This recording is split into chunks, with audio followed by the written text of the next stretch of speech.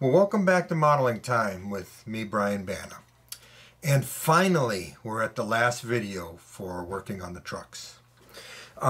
So in this video, I'm just going to do some wheel weathering, and we're going to assemble one of the trucks. So you can see how it looks with the wheels off and weathered, and then how I go about reassembling everything, which is just the opposite of how I disassembled it.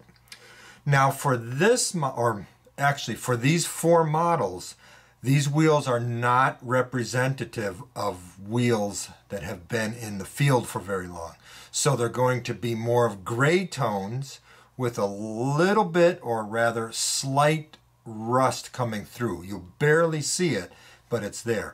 Now keep in mind, when these wheels are behind the side frames, you see maybe 10% of the wheel, if that. But weathering the wheel still makes it look a lot better than if you had a shiny wheel, fresh model wheel behind it. So let me get the camera set up and I'll go through weathering wheels. I think you'll find it interesting. It's very fast and I think it's very effective. All right, as I said, I won't be doing wheels that have been in the field for long. This is a wheel that I've done for my C425s that represents a wheel that's been out there for a while. It's got heavy rust and actually mostly a coating of dust and dirt over the rust, but that's what a wheel that's been out there for a while, that's the way I do that. But what I will be doing is a wheel, this is one of the wheels I've already done, is a wheel like that. It's all gray tone over a rust painted base, so that once I've wiped off all the pigments, a very, very slight shade or hint of the red comes through to show up as rust. But that's what the wheels are going to look like. Now how I get that effect is very, very easy. So first off, I've painted the wheels like this. I use, I should get everything out before I start these videos. I use Tamiya Red Brown as the base coat, and I use these Modeler's Choice wheel masks. Like I said, I should get all this stuff ready before I start the video, but that's beside the point. I've already started the video, so let me go ahead and put these in here. So with these wheel masks, I can do 8 at a time. So that means I only have to do this 3 times. So I've already done one. Come on. There we go. As you can see, there's already pigment there. Now, prior to painting these, I do grit blast them. Give the face of the wheel grit or tooth for the paint to grab onto. Now, the one thing, I did not have to mask the axle tips. These are inside bearing wheel pickups and not outside bearing. Now if it was Kato or Athearn or Atlas, I would have to mask those tips. But with the Scale Trains SD45 wheels, like I said, they're inside bearing, so I don't have to mask the tips. So then I tape all of this off, I grit blast the wheel faces, and then I paint them with the Tamiya paint. It really doesn't matter what color you paint these. You can paint them black, you can paint them gray, whatever color you want, they're going to get covered up. Next, what I do, and I'm going to turn my paint booth on so you probably hear some whirring sound, is I hose them down with this MIG pigment fixer. Now in the past, what I used to do is I used to paint the faces with artist oils, and that would give a surface for the pigment to attach to. But that's just an extra step. It's like, man, I just got to go through and paint all those, and it caused me to procrastinate more and stuff like that. This one, I just load this stuff up in the airbrush and just spray it on. Now, what you don't want to do is you don't want to puddle it. You just want to get it wet. So let me go ahead and do that.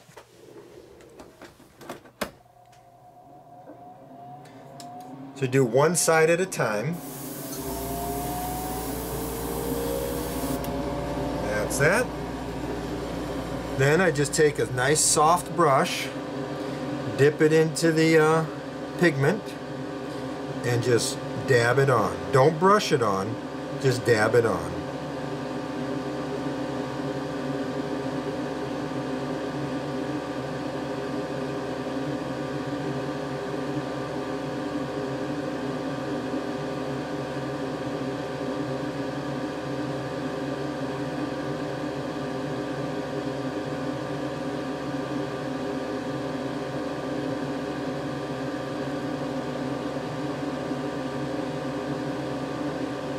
If you brush it on, you're going to wipe it off actually, because of the brushing action will just scour the surface. Here you're just dabbing it into the pigment.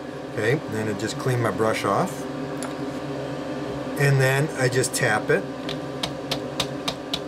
It's going to get caked on a little bit, but we'll take care of that. I'm going to let that dry for a few, and I'm going to go ahead and do this side.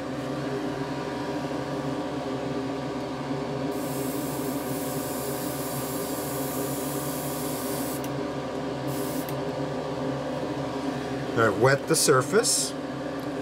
I'm going to go back and get some pigment.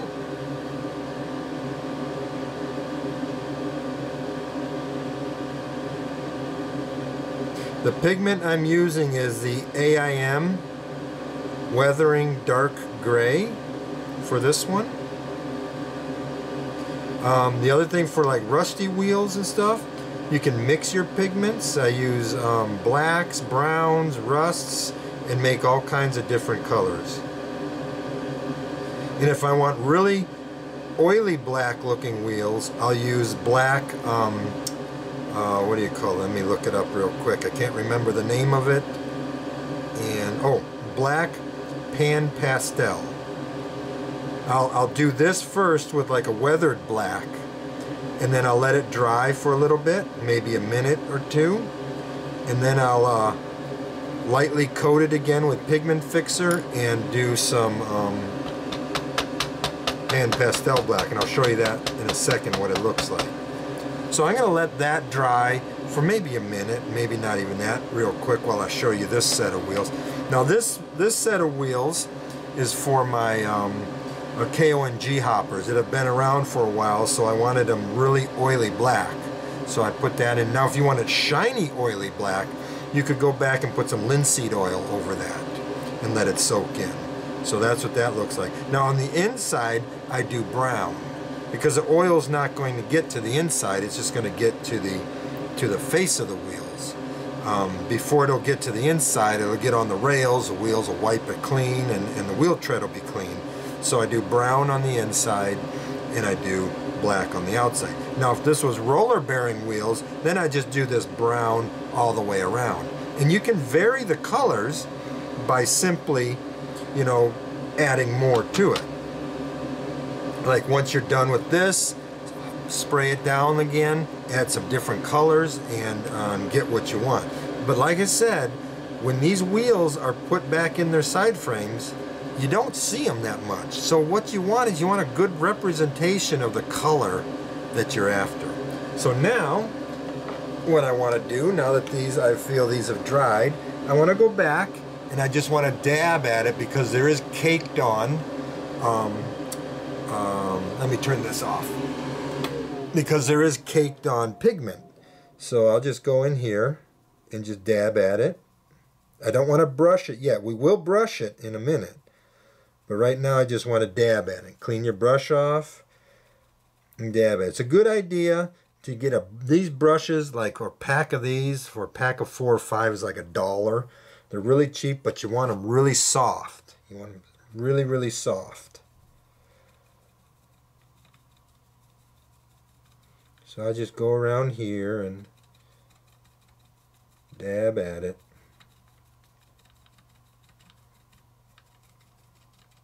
You can see the caked on stuff coming up.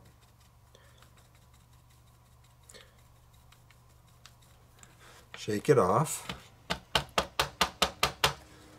Give it a good puff of air on there. Come back and dab at it some more. See if I can make sure I stay on camera here. I want to put it all on that pile of goo there.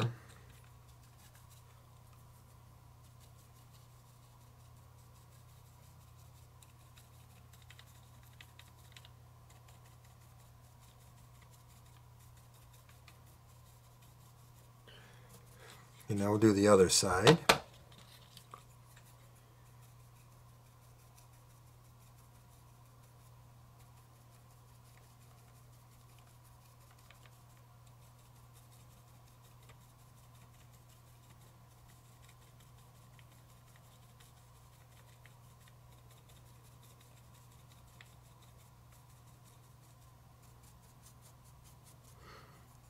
Over time you'll flatten out these brushes so that they'll look like, this is what it eventually will look like. I don't use this one anymore because it's too flat, it's not soft enough, and it just eats away at the pigment.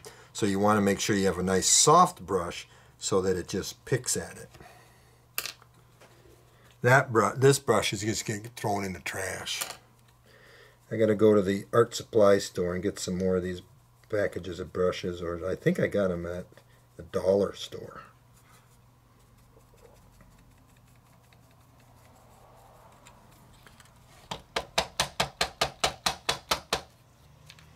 Oop. Tap a little too hard and causes the wheels to want to fall out of their spots. So one thing about these wheel masks are great, except they don't want to really hold the wheels in really well. And anyways, they don't make 42-inch wheel masks or 40-inch wheel masks. There we go. Okay, now that we've let it dry as long as you've seen, because this has all been real time, now we can go back and brush them out. So I'm just going to do a light brushing here. And I don't think you can see it on the camera, but you can see a very, very slight hint of the red coming through, the rust red in the wheel dish. But and I'm repeating myself, but you don't see this very much at all once it's all assembled. And I'll show you all that when we're done here. We'll assemble these trucks. Now the trucks are all painted silver, and you'll see that here shortly.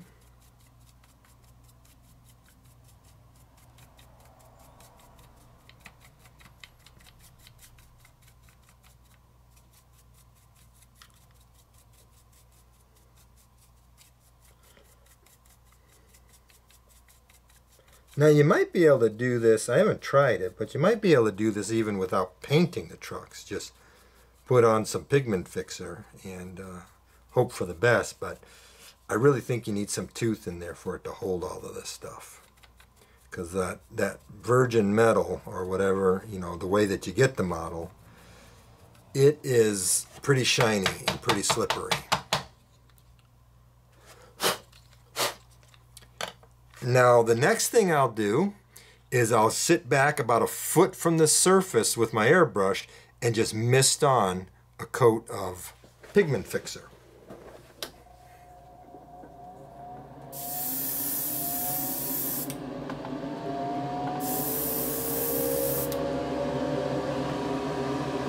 Now I'm not soaking it, I'm just letting the mist fall where it is. So it's not soaked, but it does land in there. And that gives you, that'll bring out the red a little bit more. And when it dries, you'll have a nice little texture to that, and your pigments will be fixed in perfectly. So I've got one more set of 8 wheels to do, and then we'll go assemble these trucks. Before I move on to assembling the trucks, there's one more thing that I do with these wheel sets that I forgot in the last session. Is I take one of these sharp, tight cotton Q-tips, and I dip it in lacquer thinner, and I just go over the wheel tread.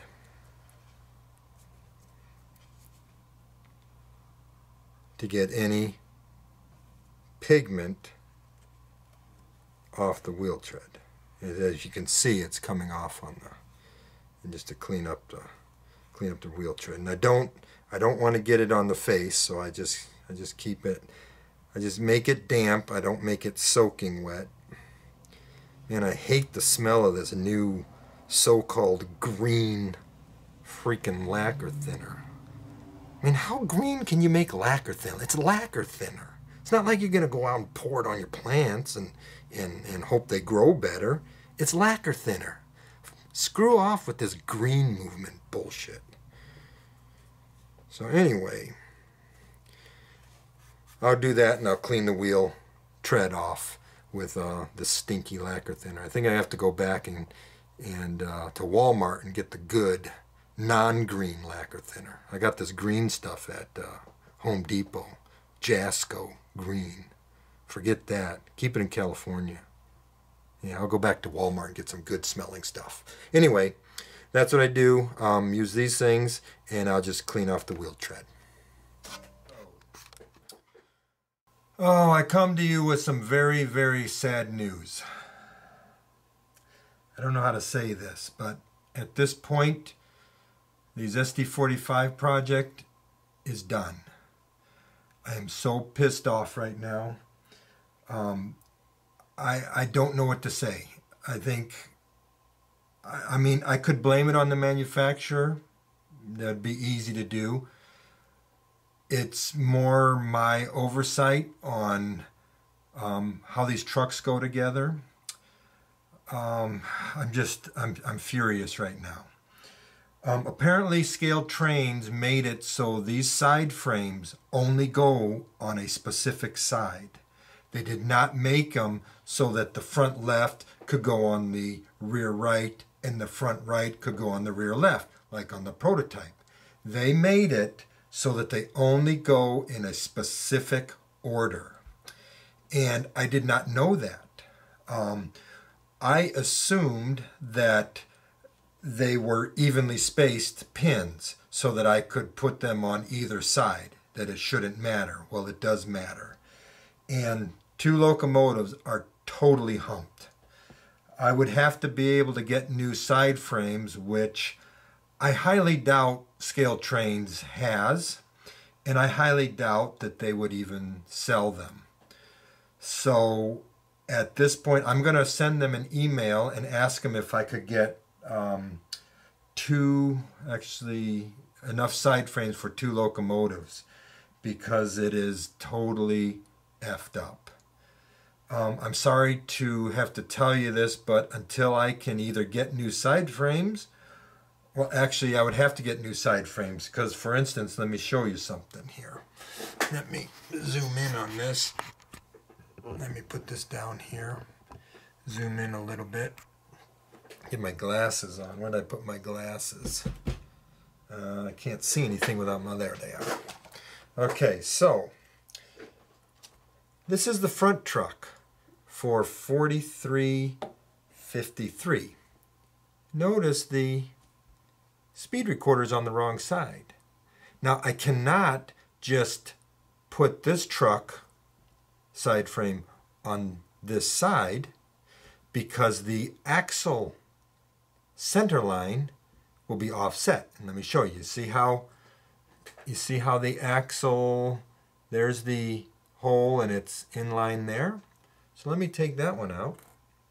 Take that one out. Let me put the speed recorder on the correct side. See if I can get this right. See, there's the hole, and you see how much forward it's offset. So I am, I don't know what to say. That's my work computer pretending that I'm on it. Just a second. Oh, it's done. Anyway, I am so demotivated to work on these, but like I said, I will see if I can get new side frames from Scale Trains.